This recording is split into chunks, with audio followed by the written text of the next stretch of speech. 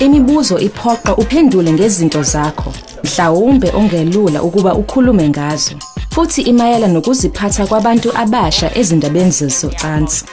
Akumele uyiphendule le mibuzo uma kukhona ukungakuthandi ukukhuluma ngakho, kodwa-ke singathokoza kakhulu uma ungayiphendula. Le mibuzo ithathelwa kakhulu ekuziphatheni kwezocansi, ngoba isikhathi esiningi sisuke sihlangabezana nabantu abasha, futhi isikhathi esiningi abantu abasha bathola leli gciwane ngenxa yokuziphatha kwabo ngezocansi. Yingakho-ke le mibuzo igxile kakhulu kweziphatheni zezocansi. Kulungile. Singakubuza imibuzo manje.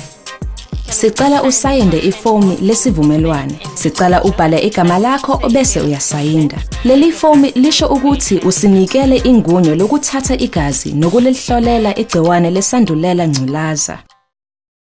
Ukwelulekwa ngaphambi kokuhlolwa.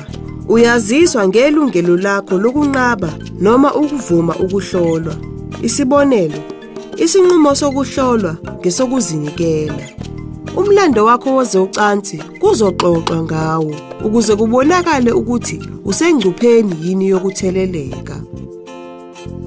Imiphumela yokutholakala unalo noma ungenalo igciwane. Kumele ubuze imibuzo eminingi uthole nezimpendulo ozoziqonda.